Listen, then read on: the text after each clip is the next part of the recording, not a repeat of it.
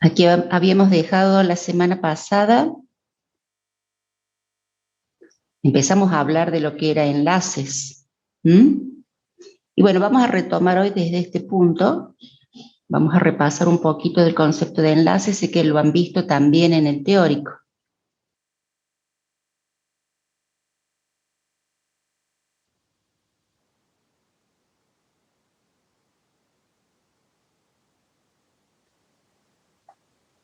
¿Tienen alguna pregunta de lo que hemos visto hasta ahora, chicos? Antes de empezar la clase.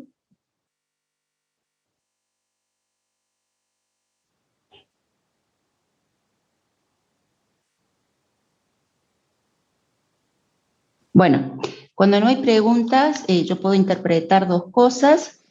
Primero que está todo muy fácil, que se entiende, ¿sí? Y segundo, que no han visto nada. Tengo Ahí para hacer esas dos interpretaciones. un alumno dice qué diferencia tenían los enlaces. Los enlaces, sí. Sí, ahora lo vamos a repasar. La diferencia entre enlace duro y enlace simbólico. Alejandro. Bueno, retomamos entonces a partir de este tema. Bien, enlaces. Habíamos visto que hay dos tipos de enlaces, uno que lo podemos llamar duro o fuerte y otro que lo vamos a llamar enlace simbólico o débil. El comando es el mismo para enlazar un archivo, el comando ln, lo único que con la opción "-s" vamos a crear un enlace simbólico. No podemos enlazar directorios, ¿sí? Pero sí podemos enlazar archivos. Y esa es la práctica que vamos a hacer ahora. Bien, fíjense aquí en la presentación está la diferencia entre lo que es un enlace duro y un enlace simbólico. La línea de comando es ln, el nombre del archivo enlazar.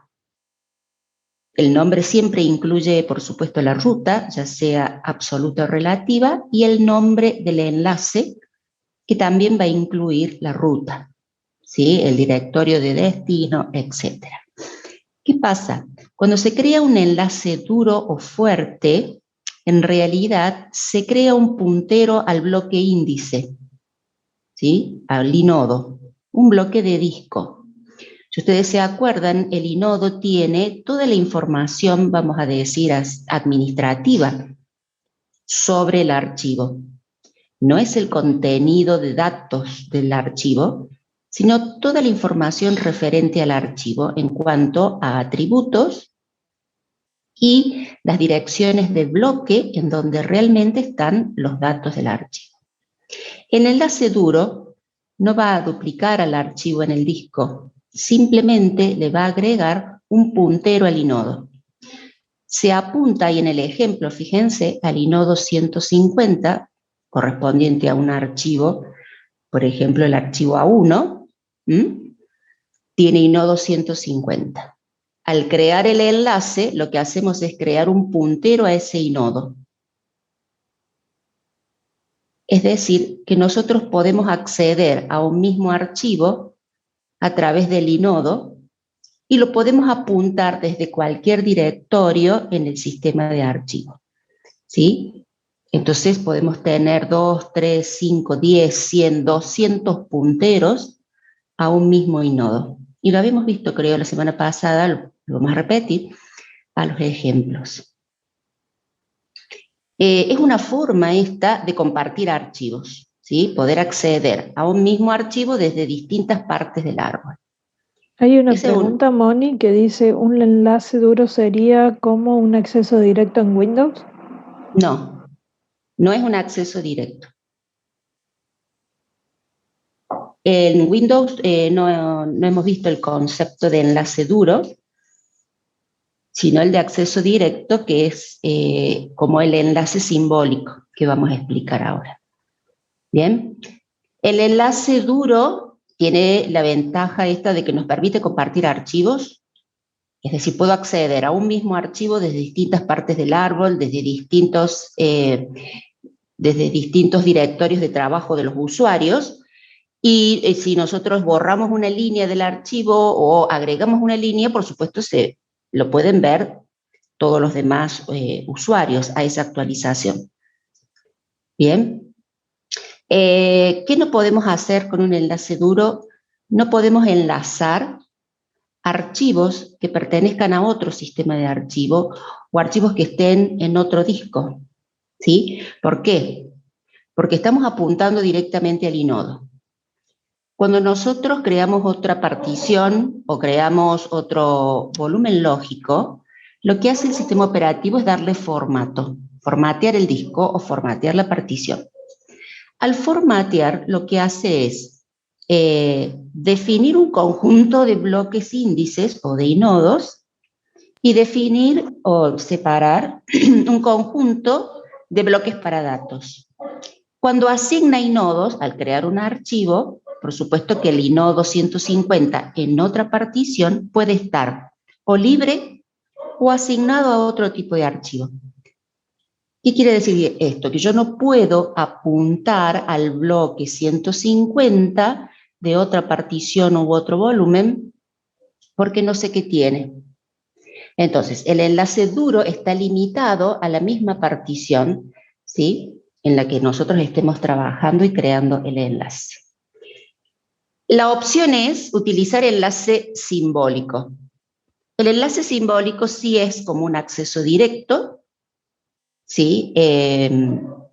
Y lo que hace este comando al crear un enlace simbólico es crear otro archivo. Fíjense acá en el ejemplo, en la presentación, si vamos a enlazar el archivo A1 y el enlace lo vamos a llamar A1sim, se crea este archivo A1sim con el nodo 160. No lo duplica al archivo en el disco porque el archivo A1sim va a ser un archivo mucho más pequeño. ¿Qué almacena este archivo? La ruta absoluta al archivo enlazado. Es decir, que nosotros podemos acceder al archivo enlazado ya no por el inodo, sino por una ruta. Esta ruta puede incluir el nombre de una máquina o el dominio de una red. Entonces, quiere decir que nosotros podemos enlazar un archivo que está en otra computadora, ¿sí?, en forma remota, o podemos enlazar un archivo que está en otra partición, porque hacemos referencia, ¿sí?, al archivo por su nombre simbólico y no por el inodo. No sé si hay preguntas en el chat. Todavía no pongan el presente. No. Sí, están poniendo presente. Sí. ¿Sí? En ese caso, si se borra el archivo A1, el archivo A1sim no dirigiría ningún archivo, digamos.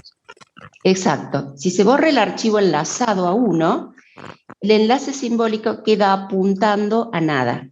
Y en ese caso, ya vamos a ver en los ejemplos, queda como erróneo, ¿no es cierto? Como roto, un enlace roto.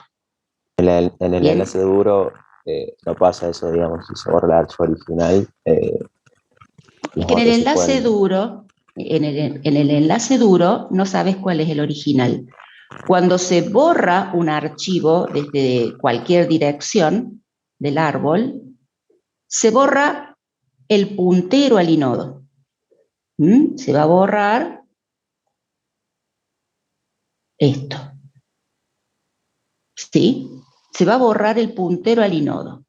Cuando el sistema detecte que el contador de enlaces, que es el que cuenta los enlaces al inodo, llega a 0, en ese momento desasigna el inodo, lo libera para que pueda ser asignado a otro archivo. Es en ese momento en que decimos que se borra realmente el archivo. Si vos borras el archivo A1, vas a dejar de verlo en tu directorio TP, no lo vas a ver. Está borrado para vos. ¿Qué hizo el sistema? Borró el link al inodo. ¿Sí? Pero desde otros puntos del árbol, el inodo 150 puede ser accedido, ya sea quizás con otro nombre simbólico o con el mismo. Bien, Claro. pero Claro. en el enlace simbólico nosotros nos damos cuenta que el archivo A1 va a estar apuntando, perdón, que el archivo A1 SIM va a estar apuntando al archivo 1. El enlace duro no. Sabemos que está apuntado desde varios lugares, pero no sabemos cuál fue el primero, cuál es el original. Mientras el contador de enlaces sea mayor a 0, el archivo existe. Por lo que me pregunta Lautaro.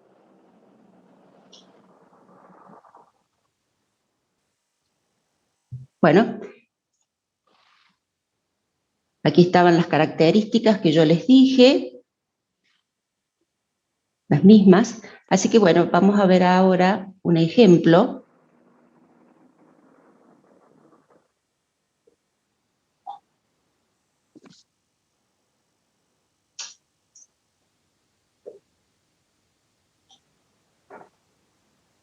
En mi terminal.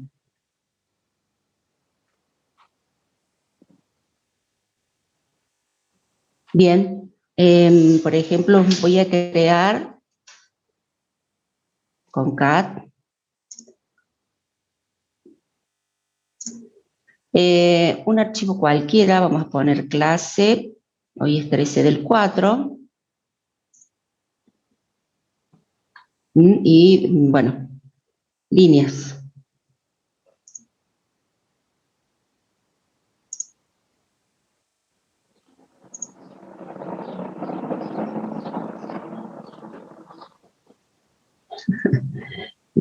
Listo, 2 líneas. Grabo, control D, recuerden. Ya tengo 2 líneas en el archivo, fíjense que puedo usar mayor o mayor mayor.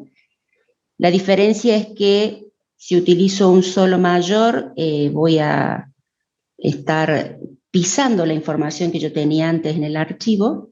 Y si utilizo mayor mayor, doble redireccionamiento, y voy a estar agregando líneas al final del archivo. En este caso lo crea porque estaba vacío, lo muestro. Bueno, como para ir repasando algunos conceptos. Lo creo, vamos a mostrar los atributos de este archivo. Bien, fíjense, lo creo con el inodo 279.808, un archivo ordinario, tiene para el dueño y el grupo activo los permisos de lectura y escritura, y para los otros solo el de lectura. Contador de enlaces está en 1, porque recién lo creo. Bien, entonces tengo un puntero al inodo 808. ¿Desde dónde lo apunto al archivo? Lo estoy apuntando desde el directorio activo, que es mserna. Desde /home/mserna estoy apuntando a este archivo.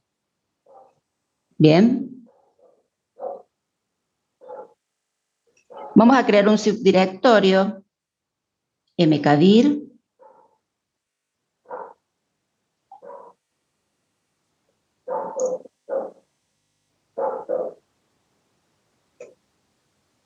Bien, directorio que como está creado está vacío, pero tiene 2, no pongan presente chicos, ya se los vamos a pedir, ¿sí? El directorio cuando nosotros lo creamos, ¿está realmente vacío?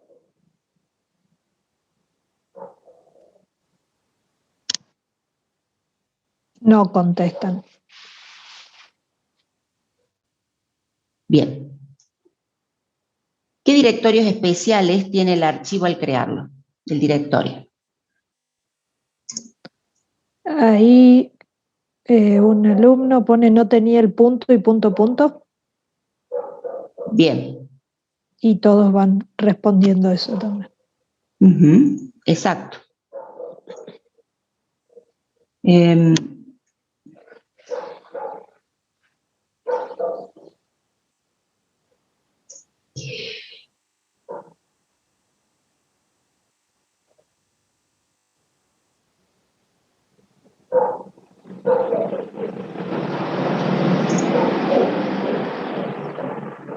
Bueno,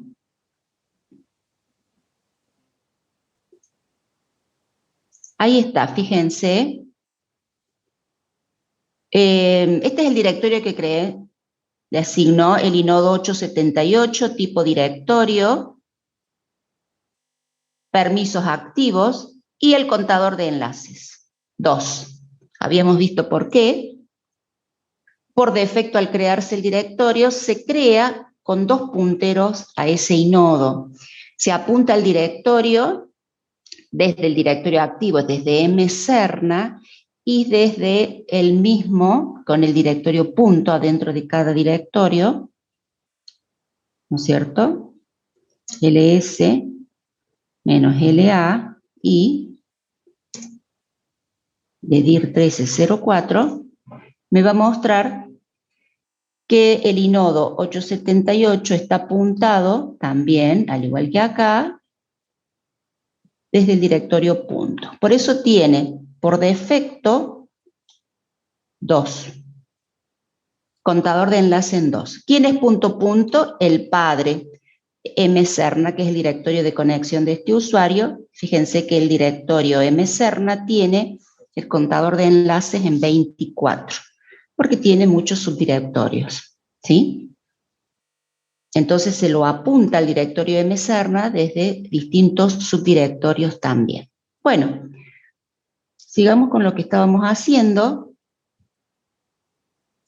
Yo tengo el archivo clase y le voy a crear un enlace, ln clase 1304, y el enlace lo vamos a colocar dentro de dir 1304, lo vamos a llamar, no sé, 1304 ln de enlace.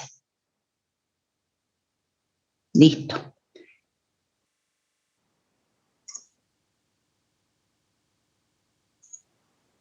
¿Qué tiene el subdirectorio? Fíjense, tiene el archivo que enlazamos. Voy a agregar la opción A también. Tiene punto, punto, punto y el archivo enlazado. Si se acuerdan, el inodo era el 808, que fue cuando lo creamos al archivo. Se llama clase 1304, y hemos creado un enlace. Hemos creado, fíjense, un puntero más se incrementó el contador de enlaces. Si yo coloco cat dir 1304 barra 1304 ln, que se llama el archivo, me va a mostrar las 2 líneas que habíamos cargado anteriormente. Voy a cambiar el directorio activo.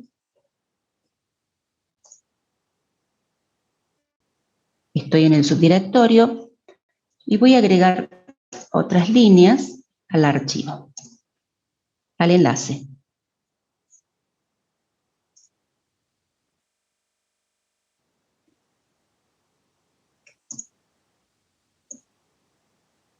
Somos 56 participantes hoy. Listo. Enter, control D, grabo. Vemos. A ver qué tengo. Fíjense que voy a mostrar el contenido del archivo, pero cambio el argumento porque ahora estoy en el directorio. Entonces, la ruta relativa al archivo es simplemente el nombre. Enter. Ahí está, fíjense, agregué una línea más, tengo las 3 líneas. Podría mostrarlo también a estas 3 líneas accediendo al archivo que tengo en mserna, que se llama clase 1304. Perdón, está mal la ruta. Punto, punto, barra, y ahora sí. Fíjense, el archivo que está en el directorio padre, que es mserna, tiene las mismas 3 líneas que me muestra el archivo enlazado, que está acá. ¿Ok? Es decir, el archivo es el mismo, estoy accediendo al mismo inodo y por lo tanto accedo a los mismos bloques de datos. El archivo no se duplicó, no se va a triplicar también si seguimos incrementando el contador de enlaces. Esto es un enlace duro. Bien. Vamos a crear un enlace simbólico de este archivo clase 1304. Antes de continuar, ¿tienen alguna pregunta? Por el chat no hay nada por ahora. Bien. Perfecto. Bien, vamos a crear un enlace simbólico ahora. Bien, lo que tienen que tener cuidado al crear el enlace simbólico es posicionarse en el directorio destino, es decir, el directorio que va a contener al archivo de apuntador o de acceso directo, ¿sí? Entonces, nosotros vamos a guardar el enlace aquí en el subdirectorio dir 1304. Entonces ponemos ln-s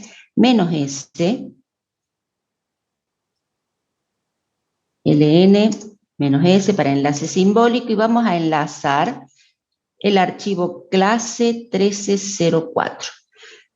Ahí le estoy dando el argumento, la ruta relativa. Está en el padre al directorio activo, está en mserna, y al enlace simbólico lo voy a guardar en donde estoy ubicada, en dir 1304. Bien, y vamos a llamar sim 1304. Bien, enter, ls-lia de lo que tenemos.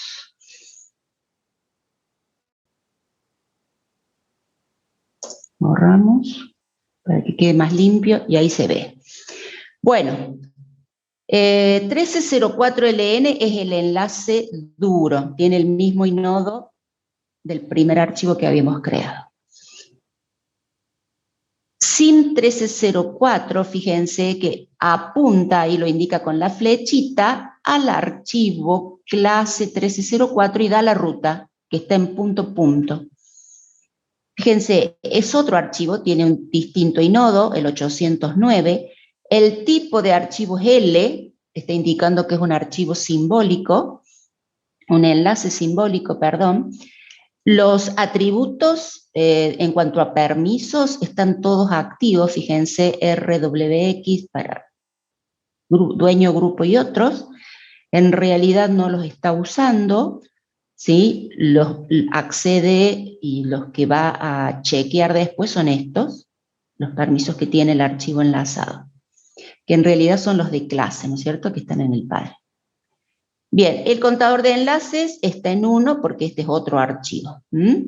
Simplemente es un archivo que nos permite acceder a través de la ruta, que es esta, al archivo enlazado. Si yo pongo cat sim 1304, me va a mostrar las líneas que teníamos antes. Bien. Borro, me habían preguntado. Moni, preguntan borrar, si el 12 que tenés después de mserna es el tamaño. Sí. Es el tamaño en byte. Sí, lo está mostrando en byte. Sí. Bien.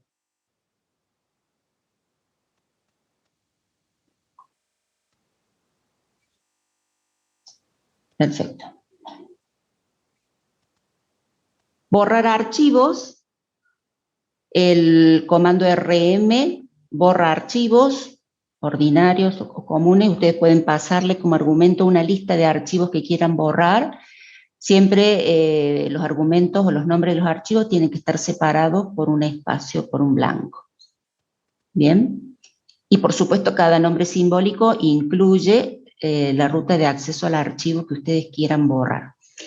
También podemos borrar directorios. El comando rm-r borra directorios que no estén vacíos, es decir, que tengan archivos o subdirectorios, y lo que hace es hacer un borrador recursivo, ¿sí? Primero los deja vacíos, comienza por las ramas, los niveles inferiores, y después borra el directorio.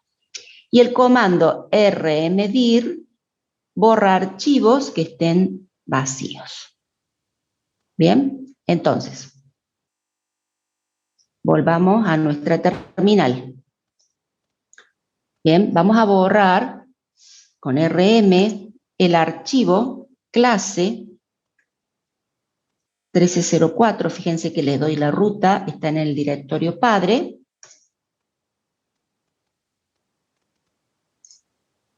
¿Y qué pasó? Pasaron dos cosas. Cuando yo borré el archivo, se disminuyó el contador de enlace, ahora está en 1, del enlace duro. Bien, el archivo sigue estando. ¿Qué le pasó al enlace simbólico? Fíjense que cambió de color, me está indicando que el enlace está roto. ¿Sí? Está apuntando a un archivo que ya no existe. Es decir, que no existe el acceso desde punto a punto. ¿Sí? Para el archivo clase 04, pero bueno, todavía está el acceso desde este directorio, desde el directorio dir 1304, está el acceso al mismo archivo, acá lo tenemos. Ahora si borro sí, ya el contador de enlaces quedaría en 0 y se borra. ¿Bien? Moni, hay una pregunta. Dice, ¿esos archivos se borran del disco o solamente se borra normal como en Windows y queda guardado en el disco? A ver si entiendo la pregunta. Cuando borramos un archivo, tanto en Linux como en Windows, ¿no es cierto? Salvo que ustedes den la orden específica de que los bloques se rellenen con algún carácter, por ejemplo con 0, porque es un archivo que tiene información sensible, y ustedes necesitan que realmente desaparezca del disco, lo pueden hacer. Pero si no, con estos comandos, así RM, lo que hacemos al borrar es liberar el inodo. Por lo tanto, los bloques con los datos todavía existen, salvo que después se vaya manipulando, ¿no es cierto? Se vayan creando otros archivos y si les asigna esos bloques de datos que figuran como libres, entonces se pisa la información. Pero si no, supongamos que borramos un archivo y nos dimos cuenta de que nos equivocamos, es posible, siempre hay utilidades que me permiten recuperar esos bloques de datos, ¿sí? De los archivos borrados, mientras ustedes no sigan utilizando el disco. ¿Sí? Es como Windows, igual. ¿No queda en la papelera, dice? No, no existe papelera acá. No.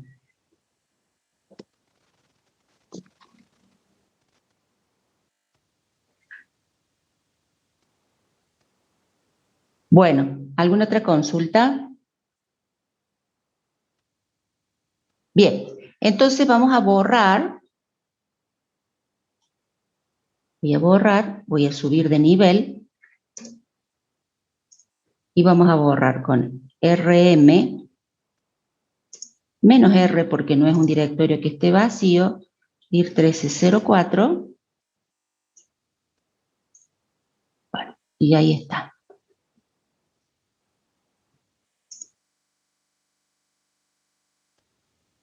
Me va a decir que no existe, ya lo hemos borrado. ¿Sí? Fíjense, yo subí de nivel y desde el directorio padre, es decir, desde mserna, borré el directorio en forma recursiva. ¿Sí? Ya no está. ¿Por qué lo hice? Porque, bueno, no estaba vacío. Bien. Vamos a ver 2 comanditos más.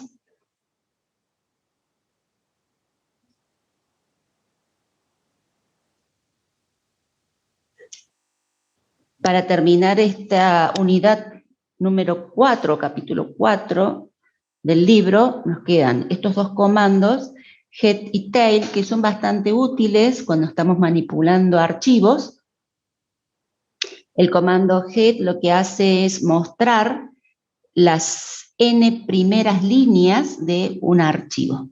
Bien, también les puede mostrar con otras opciones, por ejemplo, los primeros byte o kbyte de un archivo, o las primeras, los primeros bytes o los primeros caracteres.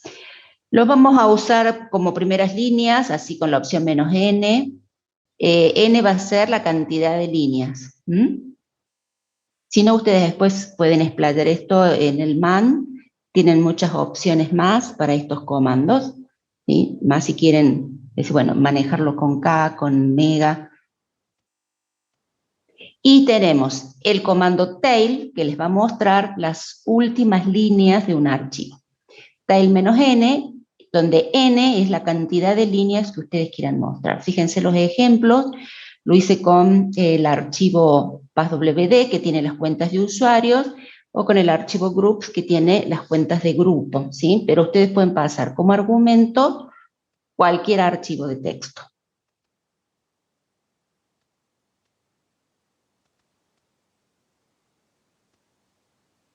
Es sencillo. Entonces, head, barra etc. No le he puesto cuántas líneas, y bueno, vamos a poner, por ejemplo, las 5 primeras líneas.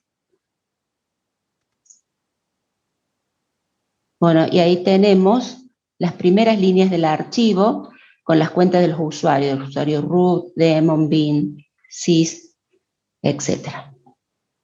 Y lo mismo, si quiero mostrar las últimas 5 de este mismo archivo con tail.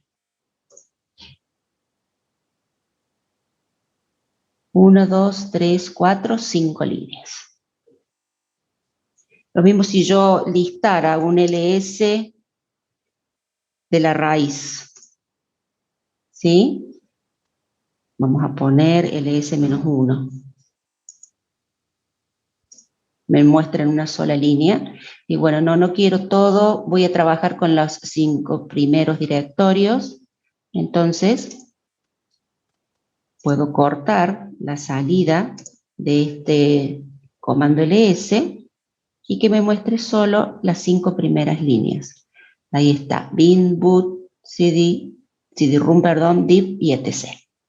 Recuerden que la barra es un pipe, que es un buffer, donde toda esta línea se llama pipeline, donde el comando ls va a ir entregando su salida al buffer pipe y de donde la lee el comando head.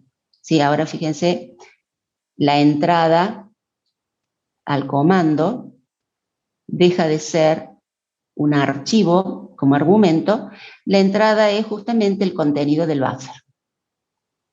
Y de ahí trabaja lo mismo para tail, ¿sí? De ahí les muestra las 5 primeras líneas.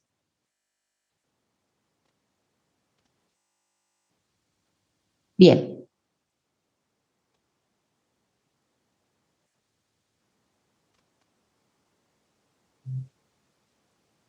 Aquí está el práctico para hoy.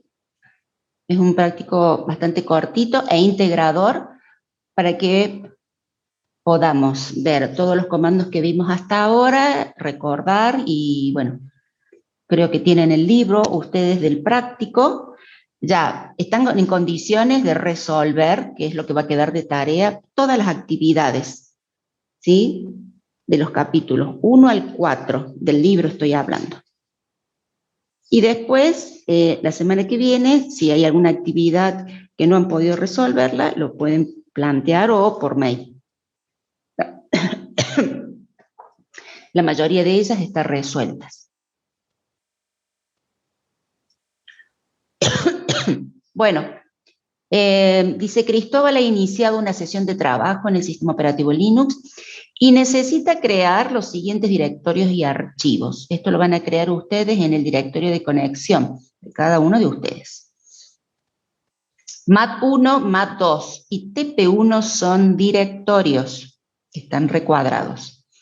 Y luego los archivos son agenda, lnconta y agenda cp.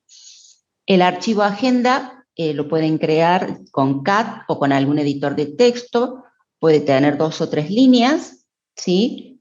Con un horario y alguna actividad, porque bueno, como el nombre le indica, es la agenda de hoy. lncontact es un enlace duro a este archivo, agenda, y agenda cp es una copia.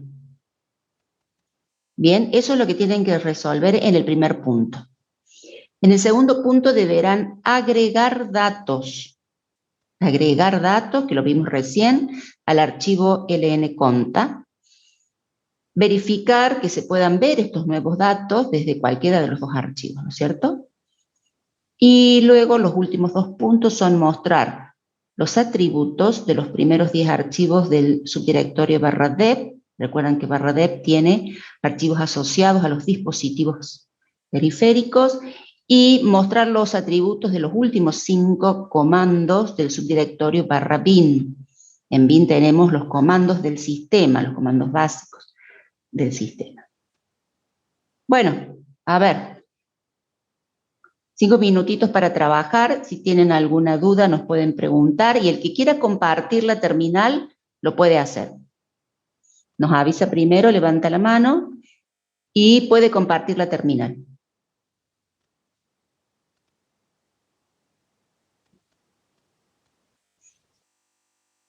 Seguimos haciendo hincapié en que usen Linux, que practiquen con Linux, que usen la terminal, que lo puedan compartir. Ya más avanzando las clases, en la segunda mitad del año, seguramente, si hay algún tipo de evaluación en donde ustedes práctica, donde tengan que compartir la terminal, lo van a tener que hacer. Y por supuesto, en el examen final, sí. Tienen que compartir su terminal para que los podamos ver trabajar.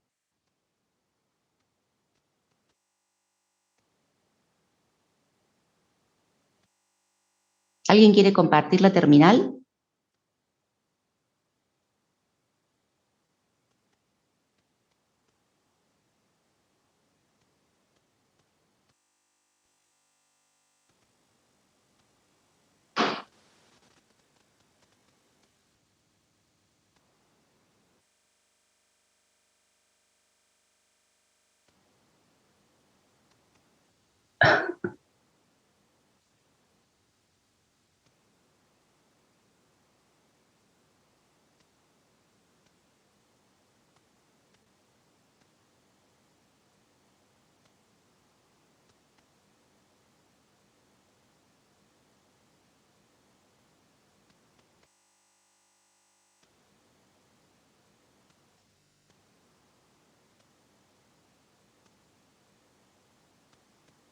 Bien, Laura.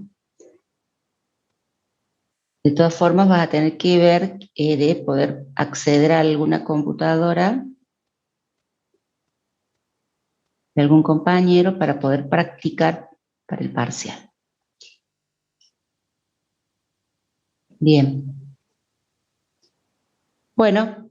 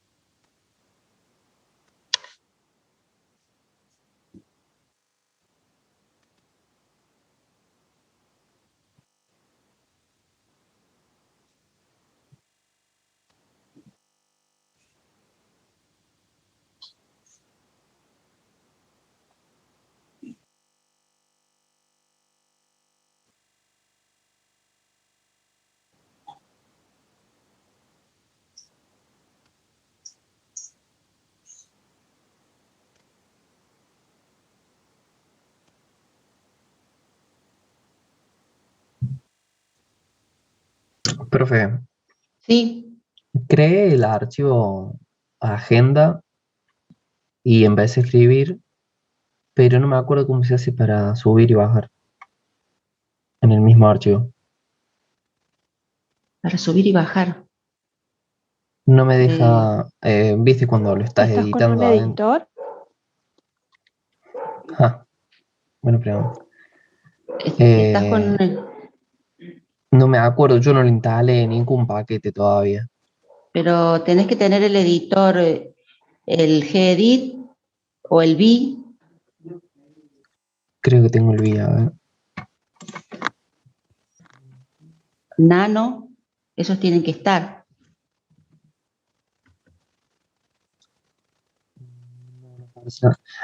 ¿Y cómo era para grabarlo? Control D. Control D, listo. Y con eso ya salías también. Sí. Perfecto. Bueno.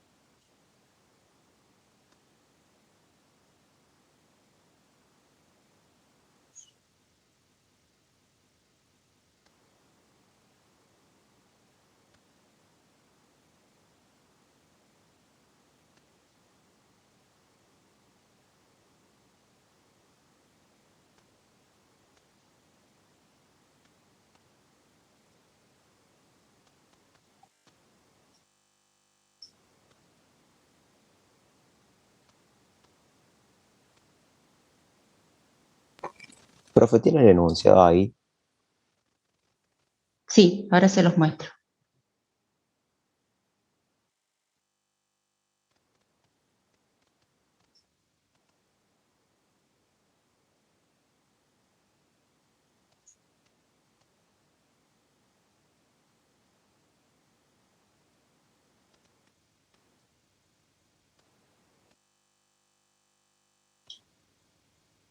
Ahí estamos.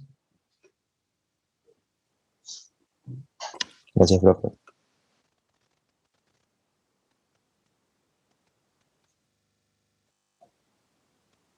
Fíjense si pueden hacerle una impresión de pantalla. Está cargado en la V la presentación, así que lo pueden bajar.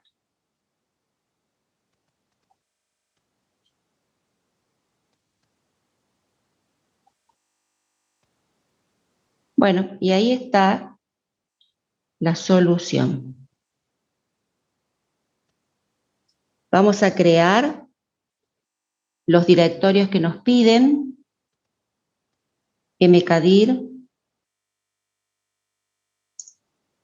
mat1, mat2, lo va a crear en forma secuencial, así que yo, si considero que mat2 ya está creado, puedo crear en un nivel inferior a TP1. Ahí están los tres argumentos, fíjense. El directorio mat1, el directorio mat2 y dentro de mat2, TP1. Ahí está.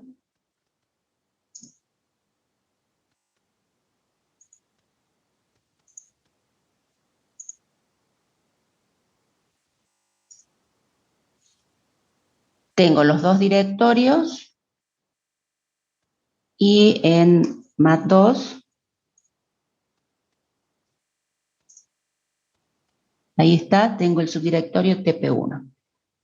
Bien, tenemos que crear el archivo agenda en el directorio de conexión. Lo podemos crear con un editor de texto, que puede ser vi o gedit, nano, cualquiera que ustedes tengan.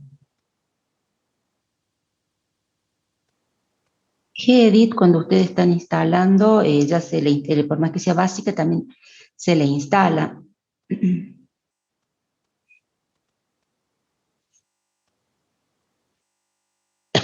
Bien, el archivo se llama agenda.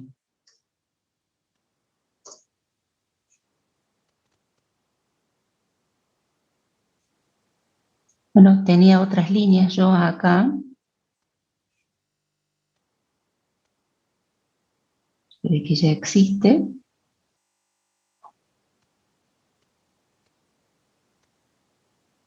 Bueno, vamos a poner, supongamos, 10 horas 10 horas.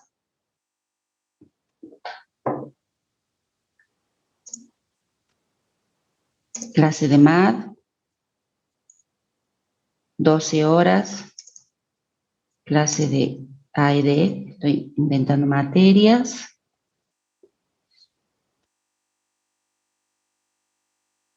Y 14 horas almuerzo. Bueno, ya tengo 3 líneas del archivo, lo demás lo borro. Listo. Guardo.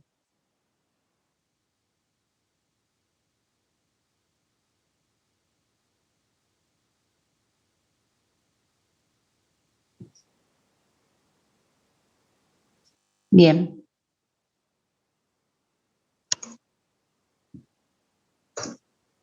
Ahí está el archivo agenda. Tenemos que crear un enlace duro del archivo agenda. LN, agenda. Agenda está en el directorio de conexión y voy a guardar el enlace en el subdirectorio mat2.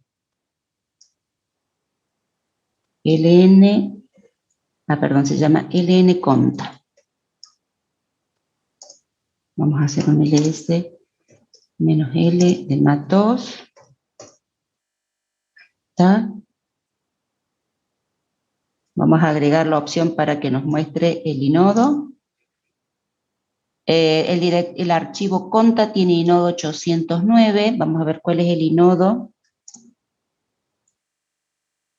de agenda. Ahí está, es el mismo. Inodo 809, contador de enlaces en 2. Está enlazado. Y tenemos que copiar el archivo agenda y la copia va a estar depositada en el subdirectorio TP1. Comando para copiar, comando CP. ¿Cuál es la diferencia entre el comando CP y el comando LN? ¿Recuerdan?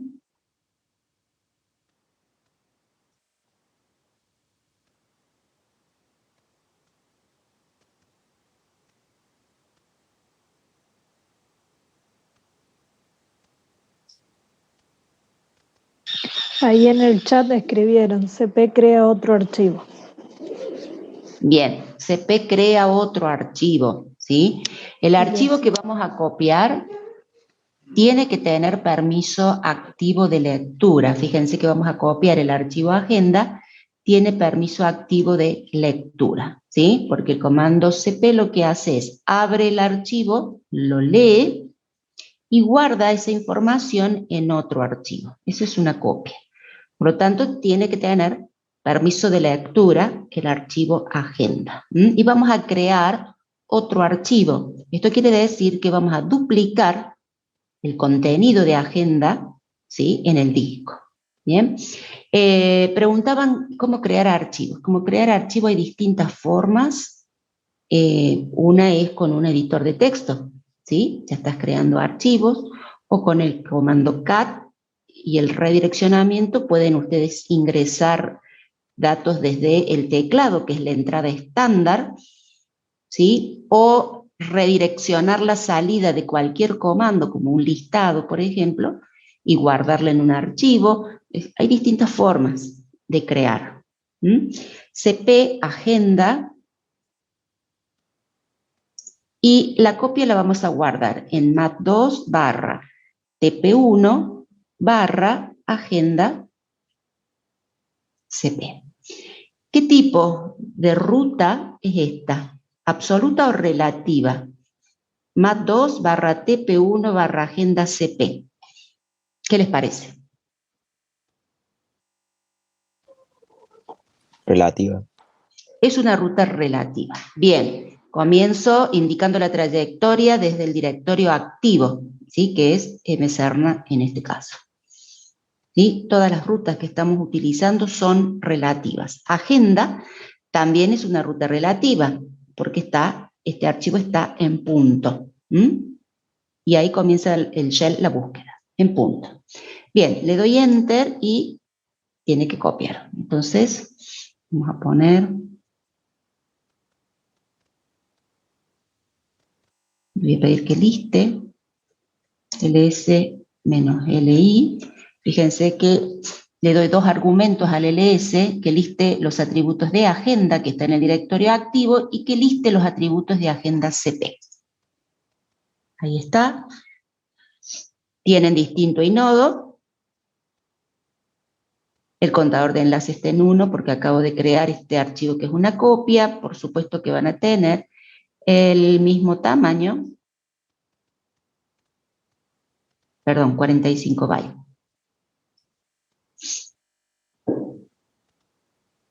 Tienen el mismo contenido. No obstante, bueno, son distintos archivos. Bueno, ya tenemos el punto 2. Ahora nos piden que mostremos, le agreguemos información al enlace y que después verifiquemos que se haya, realmente que hayamos agregado. Vamos a borrar pantalla. Agregar archivos. O lo hacemos con el comando cat, con mayor, agregamos líneas, perdón, al archivo.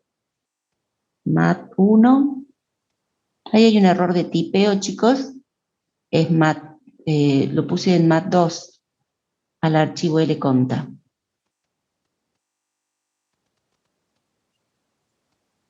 Bueno, ya lo voy a corregir. Está en mat2 el archivo, si no les va a dar error. lnconta. Vamos a agregar líneas. ¿Sí? Como es la agenda, vamos a decir que a las 16 horas tiene un turno médico. Bien, control D, grabo. gedit, lo edito. mat2, lnconta. Vamos a ver. Fíjense, ahí está la línea que habíamos agregado con cat. Podemos agregarle una más a las 17 horas. Partido de fútbol. Tiene que recrearse. Bueno, lo grabamos. Ahí está.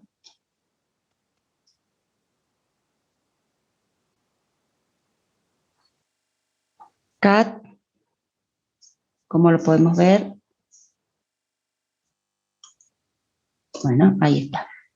Bien, es un enlace duro al archivo agenda. Es decir, que si yo coloco ahora cat agenda, tengo que ver todas estas líneas.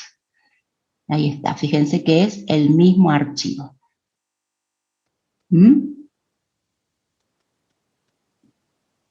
Voy a colocar cat mat2 barra tp1 barra agenda cp, la copia. La copia, fíjense que sigue teniendo 3 líneas. Nosotros actualizamos el archivo agenda. Bueno, justamente agenda cp es una copia, es otro archivo. Inicialmente tenían la misma información, pero ahora pueden evolucionar en forma independiente. Esa es la diferencia entre una copia, un enlace duro. ¿Bien? Bueno, y por último nos pide listar los atributos de los 10 archivos, los 10 primeros archivos de dep.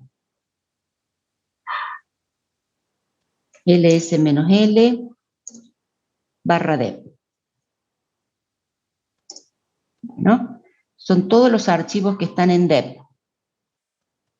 ¿Qué hago con toda esta información? La podría guardar en otro archivo, a este listado, pero acá nos pide que solamente mostremos 10 líneas.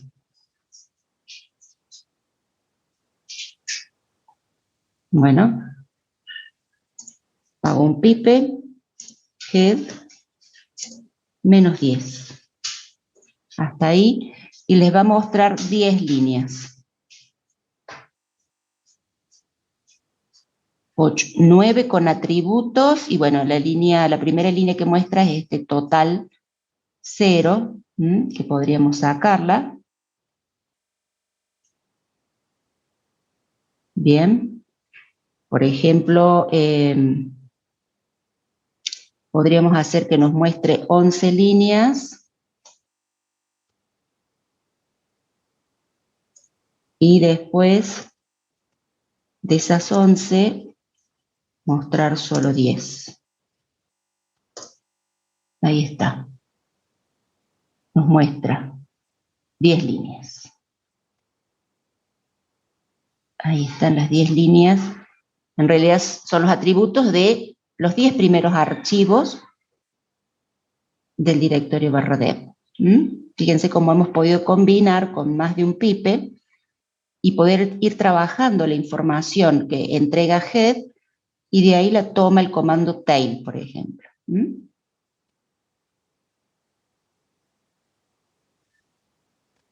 Y lo mismo para el punto 4. En el punto 4 nos dice mostrar los últimos 5 comandos de bin. Bueno, ls-l /bin tail -5. Acá no vamos a tener problema. Nos muestra los últimos 5, fíjense que están ordenados en forma alfabética.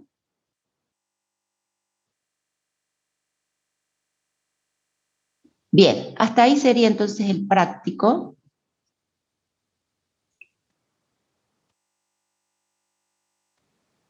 Hay que...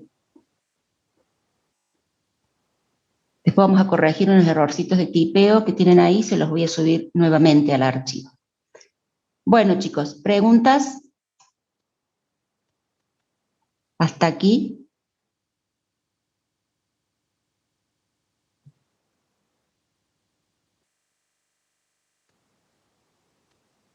Bueno, si no hay preguntas, lo que vamos a hacer es contestar un preguntero que hemos preparado. Ahí hay una pregunta y creo que es un errorcito de tupeo. Dice, profe, el Sí, CP después del head -10. es el Dice, error de tipeo, sí, eso claro, fue. es un errorcito, así que ya va a corregir la profe y vuelve a subir la PPT. Bien, lanzo una votación, chicos.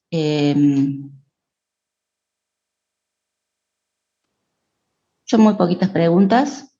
Ahí está. En curso, dice. Son 62 participantes. ¿Lo pueden ver a la votación? Sí, profe.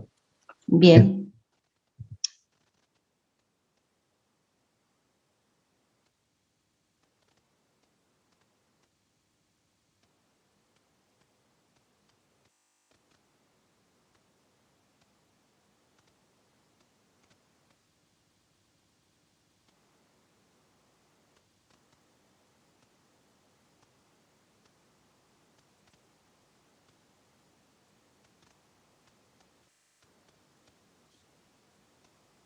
Fíjate, Lautaro es una ventana emergente.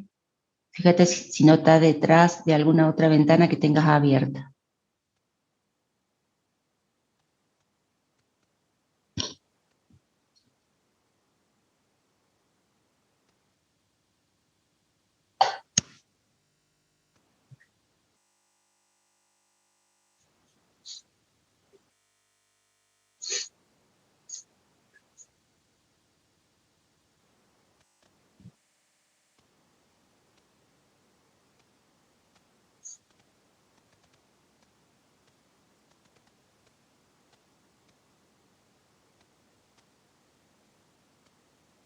Vamos, chicos, hay solamente 19 han votado.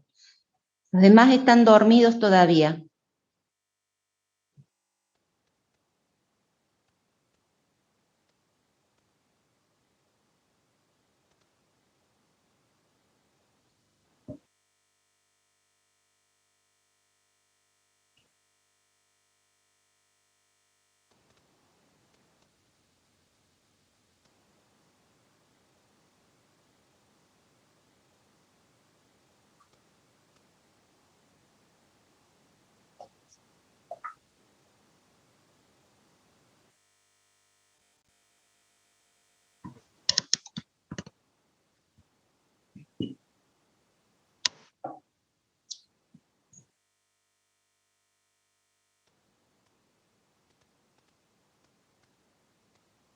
Bueno, ya estamos en 2 minutos y medio para 4 preguntas, son muy sencillas. Faltan 20 para votar, vamos chicos.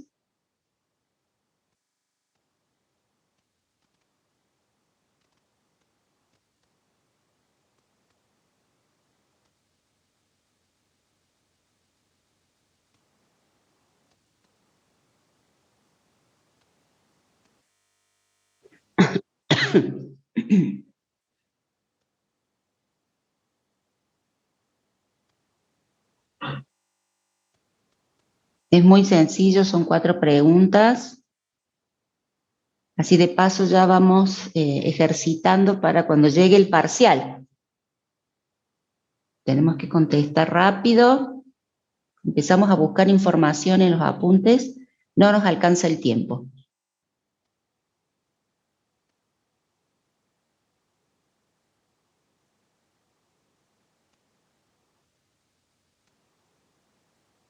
El parcial es a fin de mayo, creo. No recuerdo. Luciana, vos recordás la semana, creo que es fin de mayo, ¿no es cierto? No sabes que no, y estaba viendo en la modalidad que no la veo tampoco. De todas formas lo vamos a publicar con tiempo. Me suena que es la semana del 30 de mayo. ¿Profe? Sí. En autogestión está solamente la fecha del teórico para el 17 de mayo. Claro, sí. 17 de mayo. Bien.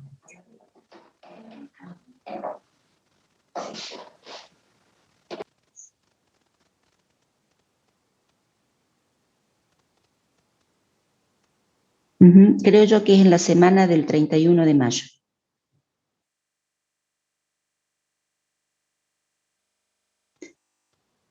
Se los vamos a confirmar, pero tengo entendido que es esa la semana de parciales, 31 de mayo. No obstante, bueno, el profe si lo quiere adelantar, seguramente él sabrá para que no se le junte con otras materias. Bien, bueno, finalizamos la votación. Comparto los resultados. Enlazar un archivo es duplicarlo físicamente en el disco, ¿verdadero o falso? Falso.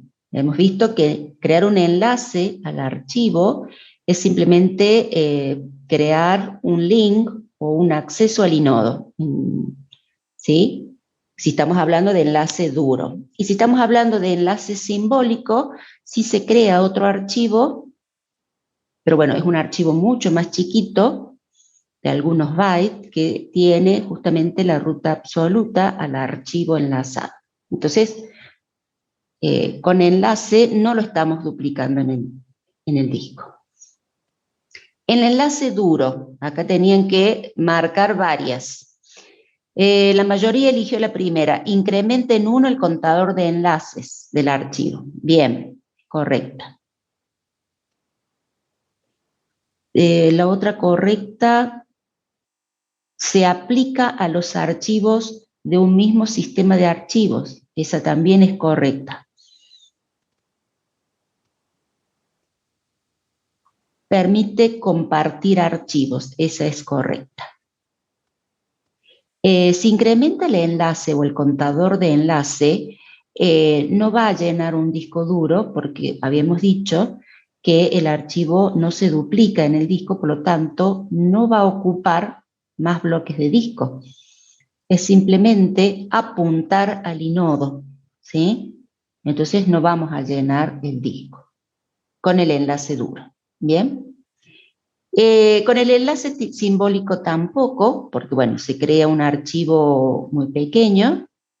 Lo único que podríamos llegar a hacer si creamos un algoritmo que lo único que haga es crear enlaces simbólicos y ocupar bloques índice, es poder decir, bueno, consumimos todos los bloques índices, entonces ya no podemos crear más archivos.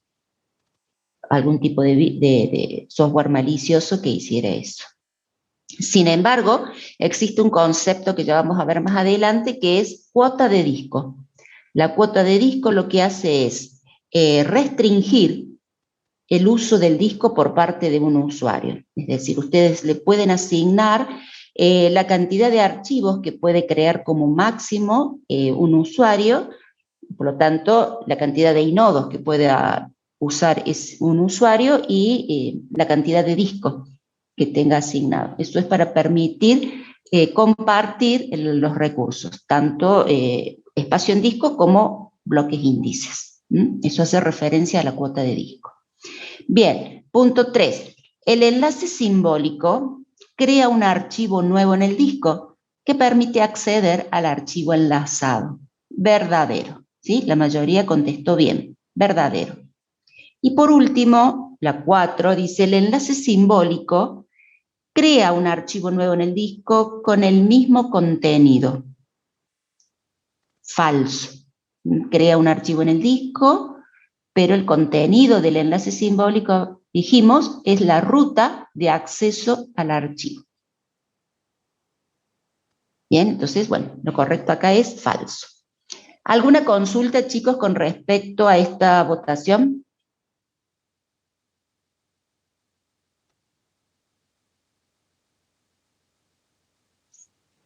¿Puede explicar la última, profe, de nuevo? La última, la número 4. La 3 y la 4, fíjate que están relacionadas. El enlace simbólico dijimos que crea un archivo nuevo. De eso estamos de acuerdo. ¿Sí? Ese archivo nuevo que está creado, ¿qué guarda? ¿Qué almacena? No almacena el mismo contenido del archivo. El enlace simbólico es un archivo mucho más pequeño, que puede tener 5 bytes, 7, 8 bytes, nada más. ¿Sí? Guarda la ruta absoluta al archivo enlazado. Guarda una línea, ¿sí? O algo más pequeño que una línea. Entonces, la cuarta es falsa porque dice que crea un archivo nuevo en el disco con el mismo contenido. No duplica el archivo. Claro, el enlace simbólico solamente es una ruta, ¿o no? Exacto, no lo duplica al archivo. Es solamente una ruta de acceso, que Claro, no lo hace por medio del inodo, como el enlace duro, sino que lo hace por medio justamente de una ruta. Es como el acceso directo en Windows ese, ¿no? Exacto, es un acceso, sí, es como un acceso directo de Windows. La ruta puede incluir el dominio, ¿sí? De una red, puede incluir el nombre de una máquina, ¿sí? Y la ruta dentro de esa máquina, la ruta de acceso al archivo. Bien. ¿Alguna otra consulta? Perfecto. Bueno, vamos a continuar.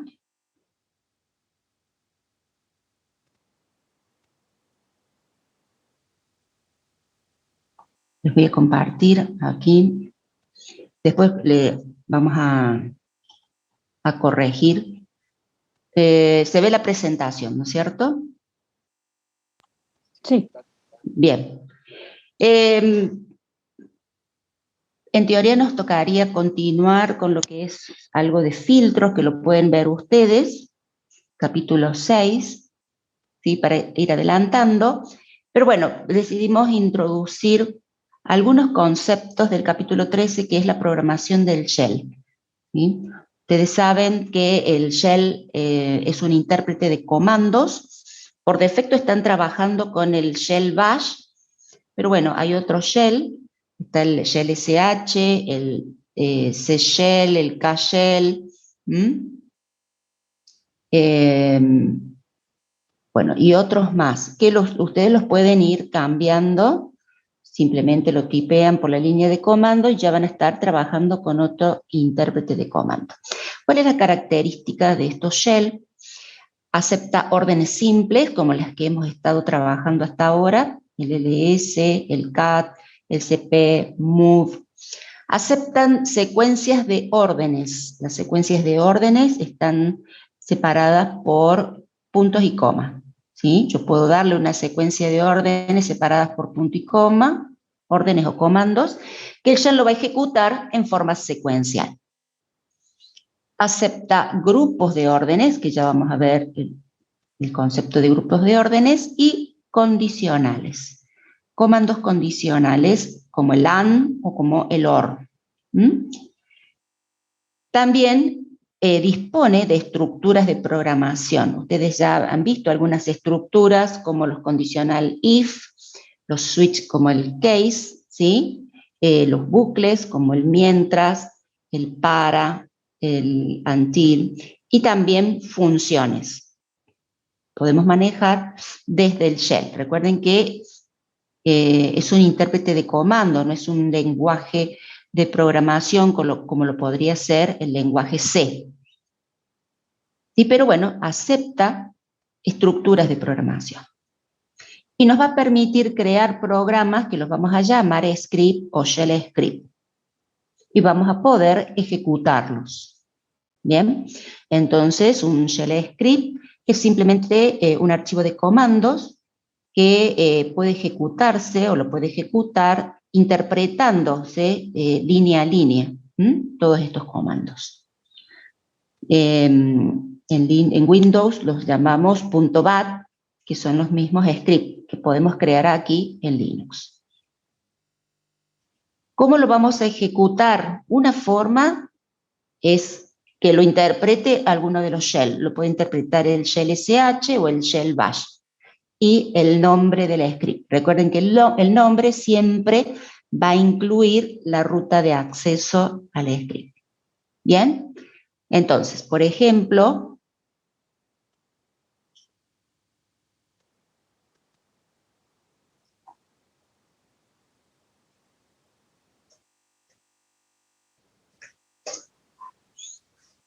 vamos a entrar.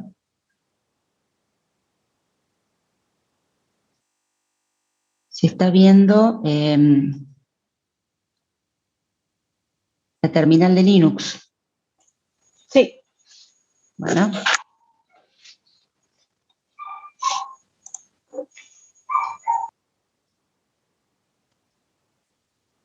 Bien, bueno.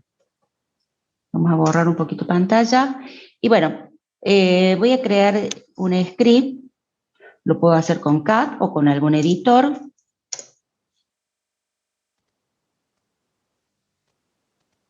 Fíjense, le puedo colocar cualquier nombre y voy a poner cd, tendré que haber visto, mkdir,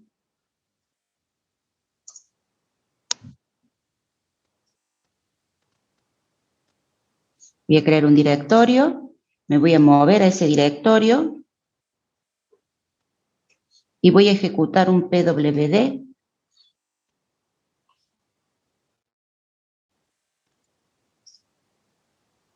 Control D. Bravo.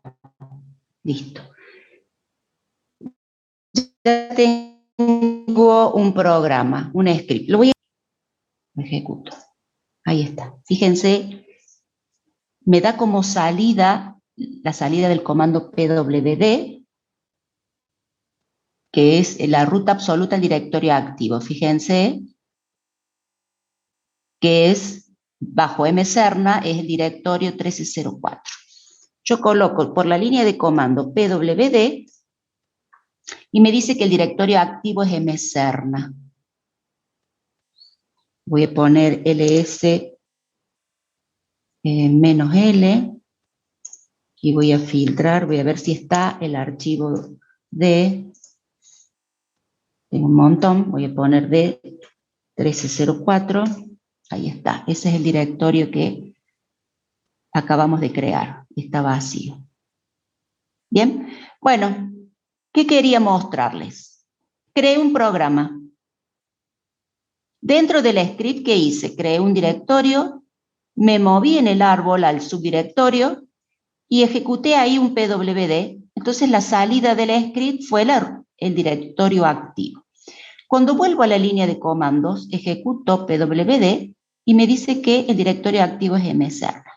¿Por qué? Porque cuando nosotros estamos ejecutando un script, se va a crear un subshell, un subproceso, ¿sí? En el subshell El directorio activo, porque yo ejecuté el comando cd, es D1304. Cuando vuelvo al shell padre, que es el shell desde donde yo llamé a este programa, el directorio activo es mserna. Después ustedes van a ver más adelante en el teórico que cada comando que se ejecute va a crear un proceso y que ese proceso puede llamar a otros procesos o crear otros procesos que se van a llamar procesos hijos. Acá el shell bash, al ejecutar, el shell bash es el padre de todos los comandos que ustedes lancen desde la línea de comandos. Entonces, desde la línea de comandos lanzamos este comando. El shell sh va a interpretar y ejecutar al script P01. Y se crea un subshell en el cual creamos un directorio, nos cambiamos a ese directorio y ejecutamos pwd. En el subshell que se creó, el directorio activo terminó siendo D1304. Cuando termine este script, el control del programa vuelve al shell padre, donde el directorio activo es mserna. Bien, quizás no se termine de entender bien hoy el concepto de subshell, pero bueno, eso lo vamos a ir manejando clase a clase. No es la primera y última clase que van a ver este tema. Bueno, ¿qué vamos a manejar también? Vamos a manejar variables, ¿sí? Las variables son muy importantes. Es un objeto con un valor determinado. Al crear una variable, el shell puede almacenarla o en la zona de datos locales propias del shell. Vieron que el subshell tiene una zona de trabajo, o puede almacenarla en una zona de datos de entorno. Cuando la variable es local, es propia del shell que lo está ejecutando, es propia del shell que la creó, ¿sí? Y reside en la zona de datos de este proceso, y no las van a usar ni los procesos hijos ni el proceso padre. Pero cuando la variable se crea como una variable de entorno, es reconocida por todos los shell, por los shell padre y los shell hijo. Un ejemplo es la variable ps1, que es la que almacena la estructura que va a tener el prom. ¿Sí? El prom es lo que nosotros vemos como cursor, ¿sí? La variable ps1, fíjense, me muestra el signo pesos antes del cursor y me dice en qué directorio estoy ubicada, y también me muestra el nombre de la máquina y el nombre del usuario. Todo esto se puede configurar. El comando que me va a permitir ver el contenido de las variables es el comando hecho. Fíjense la estructura, que después la vamos a poder analizar más adelante. Nosotros podemos indicar qué queremos mostrar antes del prom, cómo queremos que nos muestre. Bien, esta es una variable de entorno. El comando export, que lo vamos a ver más adelante, permite pasar una variable de la zona de datos propias de un proceso a una zona de entorno, ¿sí? Entonces podemos como hacerla pública a la variable, si se quiere. ¿Cómo creamos variables? Lo podemos hacer simplemente con el signo igual, es lo que vamos a llamar asignación directa, o por sustitución de comandos. Ejecutamos un comando y la salida del comando se almacena en la variable. En este caso, la variable es ruta. Fíjense, se ejecuta el comando y va encerrado entre comillas de ejecución, no son las comillas simples, y se almacena en la variable ruta, que si no existe se crea en ese momento, y que va a guardar la salida del comando pwd. Eso es lo que vamos a llamar sustitución de comandos. Lo podemos crear con el comando read y una lista de variables que se quieran crear. ¿Qué hace este comando? Toma la entrada estándar, es decir, yo puedo tipear por el teclado y lo que va a hacer el shell es tomar la primera palabra. ¿Hasta dónde llega la primera palabra? Hasta el espacio. Recuerden que el espacio es separador de campos. Toma la primera palabra y lo guarda en la primera variable. Acá hay otro error de tipeo, chicos. Y después toma la segunda palabra y la guarda en la segunda variable, etc. Entonces el comando read lo que hace es tomar de la entrada estándar, que es el teclado, ¿sí?, el contenido de cada una de las variables. También el comando declar, que simplemente las va a crear vacías y las podemos declarar de acuerdo a las opciones de este comando, las podemos declarar como numéricas o como alfanuméricas, etc. Por asignación directa, por sustitución de comandos o read, son directamente todas las variables se crean como alfanuméricas. Y para ver el contenido, como les había dicho antes, con el comando echo. ¿Bien? Bueno, vamos a ver rapidito algunos ejemplos.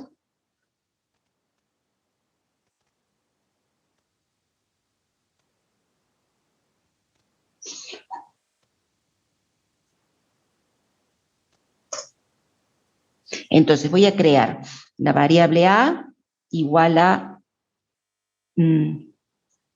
estamos, la variable B igual a en, la variable C igual a clase.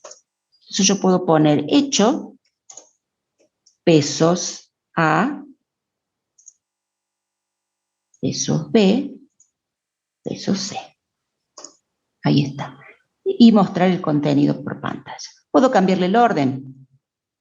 Eso no hay problema. El orden que ustedes quieran, ¿sí? Pueden mostrar o usar el contenido de la variable, ¿sí?, para otra cosa. Por sustitución de comandos, variable D igual, lo tienen que buscar por el...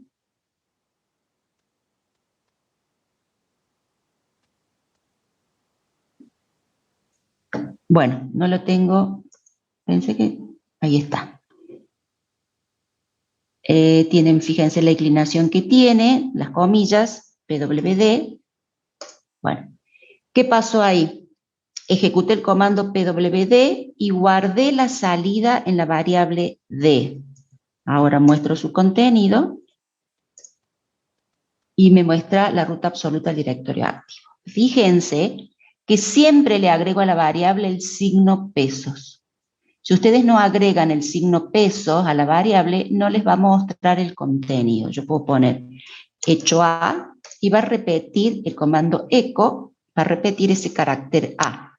Pero si le agrego el signo pesos, me va a mostrar el contenido de la variable. ¿Sí? Es muy importante agregar el signo pesos. Bien. Vamos a llegar hasta acá. Así después continuamos analizando este tema de las variables, la clase que viene.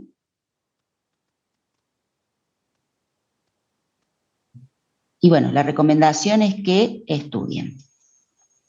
Preguntan cómo se borran las variables. No, las variables de este shell, vos cerrás el shell y cuando lo volvés a abrir, ya no están, ¿sí?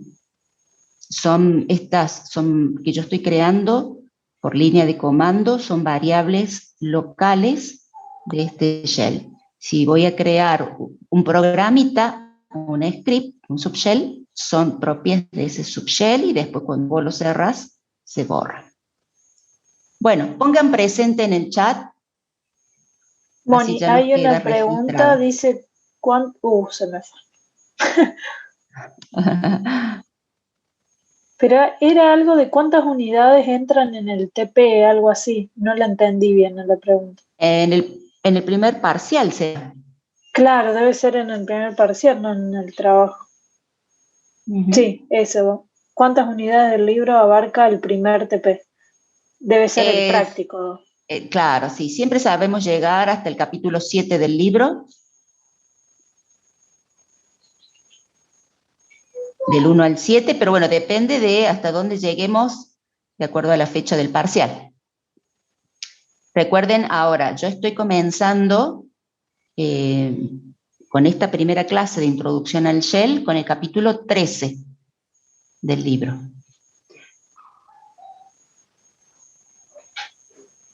Hay otra pregunta, dice, ¿cualquier comando que escriba dentro de esa comilla se guarda la salida en la variable? Exacto. Sí. Sí, por eso es por sustitución de comandos. Bien.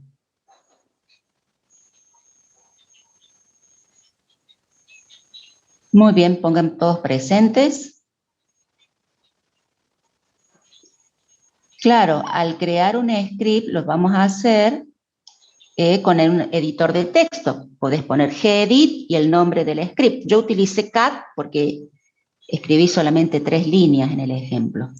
Pero estos scripts los vamos a hacer cada vez más grandes, entonces van a usar un editor. Pueden usar V, pueden usar gedit, ¿sí? Gedit es lo que más van a usar ustedes. V, Nano, MC, lo que quieran. En algunos prácticos le pedimos específicamente el editor de texto V, así que estaría bueno que empiecen a conocerlo. Bueno, chicos, yo voy a corregir algunos errores de tipeo de la presentación, que bueno, encontré bastantes, y los subo nuevamente, así ya lo tienen.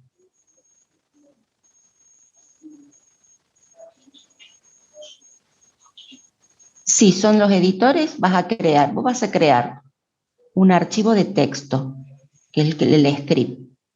Y luego con el shell sh o con el shell bash lo vas a poder interpretar y ejecutar. Fíjense, chicos, los editores ya los tienen. Están todos los editores, ya se instalaron en la primera instalación. El que podés agregar es Gianni o algún otro más, pero el Gedit ya lo tenés, Avi ya lo tenés, el MS también, Nano, están todos.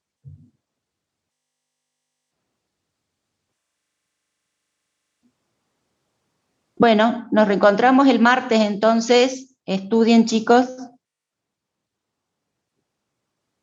Nos vemos. Chao, chicos.